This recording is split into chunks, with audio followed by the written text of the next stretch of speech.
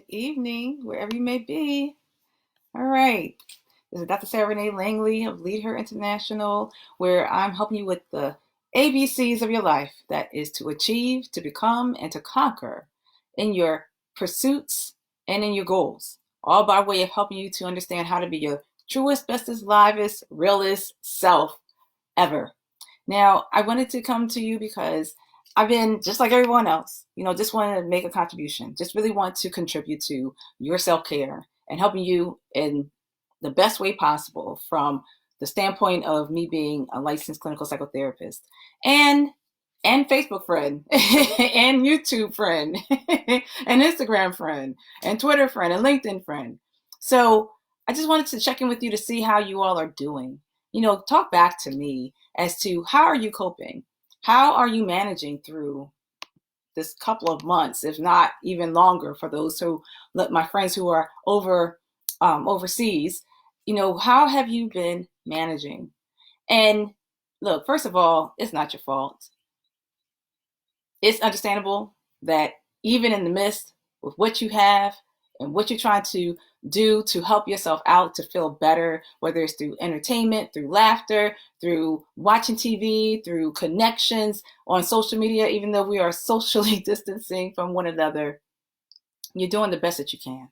So give yourself credit and give yourself the courtesy of you trying your best to maintain your mental, emotional, physical wellness and well-being.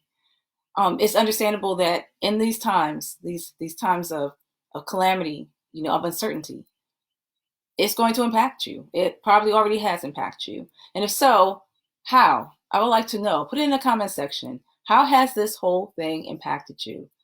Have you found yourself eating more? Have you found yourself working out less? Have you found yourself isolating more and feeling more lonely and just not being your bubbly, sociable self because of all that has happened?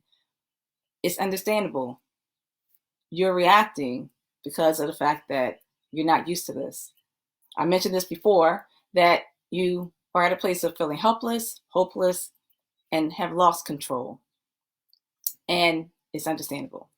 So what I want to do is just help you with some tips so that it can help you well along the way of overcoming anxiety and fear and panic and the worry of uncertainty, so that you can apply this right away and you can start seeing the results that you're looking for. I'm always interested about the long-term effects, not so much the short term, because you'll have to keep doing a revolving door type of situation where you keep going back to the same thing just to avoid, to cope, to numb, and it's still short term.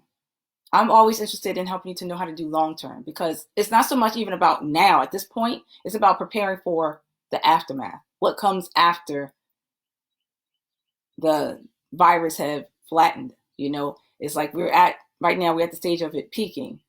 What are we going to do and how are we going to manage and handle after? So let's be proactive as opposed to reactive. Good morning, Yolanda. Thank you for tuning in. I really appreciate it. I hope all is well. I got to order some jewelry from you. You see, I'm kind of bare here. All right, so let's go right at it. So what I want to do is just talk about one of those tips that can help you to overcome anxiety by being able to just know how to get back control of your life. I mentioned that before. Part of the reason why we are reacting the way that we are is because we didn't see this coming, and more so, it has taken away our control, our autonomy, our independence. It's really showing us, when you do look at social media and when you turn on the news, you get to notice and you get to discover and you get to witness things that have been pretty much in front of our faces. It's just that we've been so distracted with life that we really on. So here we are.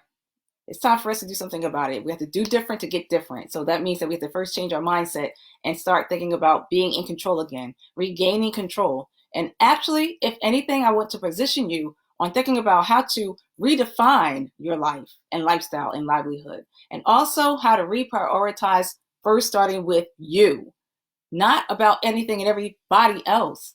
It's understandable that you may have a family, you may have responsibilities, you have children. Okay.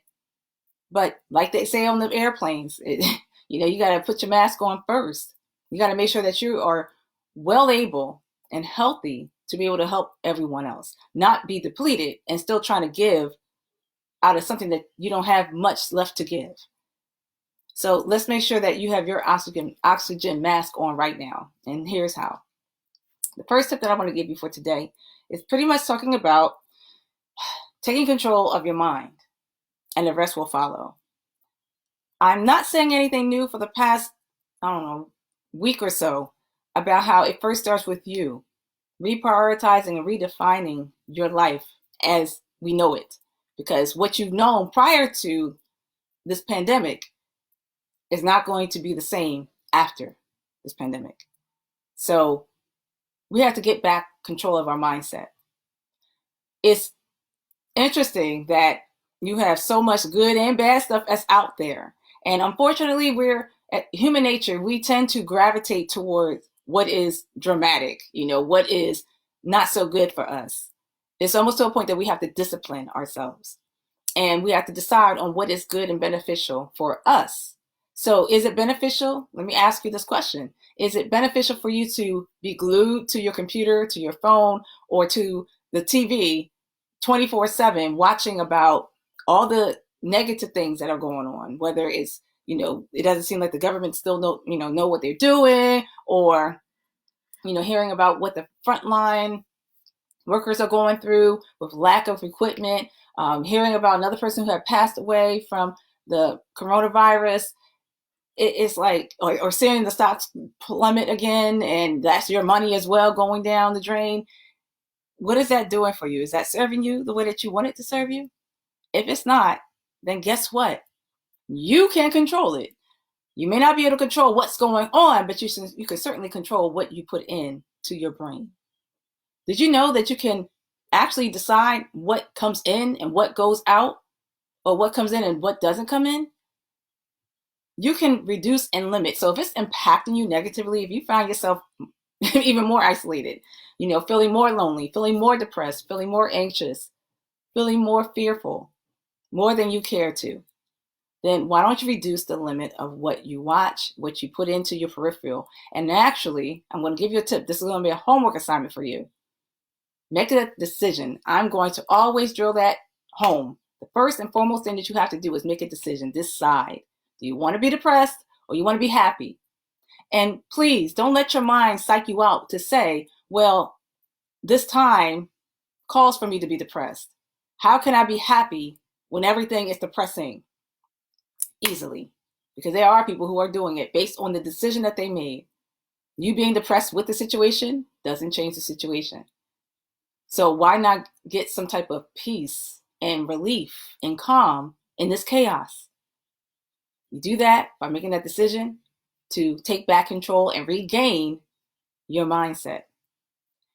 And you do that, one tip, this is your homework assignment. One tip that you can do is journal. Chronicle 2-3 reasons why it's beneficial for you doing that. One, it gives a channel. It'll be a channel. It's effective way for you to get things off your chest and off your mind. If you have all these thoughts and feelings and emotions that are just taking control over you and it has nowhere to go, it gets internalized and then it exacerbates into something more serious, more pervasive, more mental health disorder. So instead of that, you have control. You can prevent that by way of journaling. Have that channel, that outlet to write down what is going on in your head, what's going on in your heart, and you'll start to feel better. And please give yourself time and grace. A lot of times we're always looking for something immediate. But if you practice and you keep going at it, eventually you'll start to feel better. You'll start to be able to think better.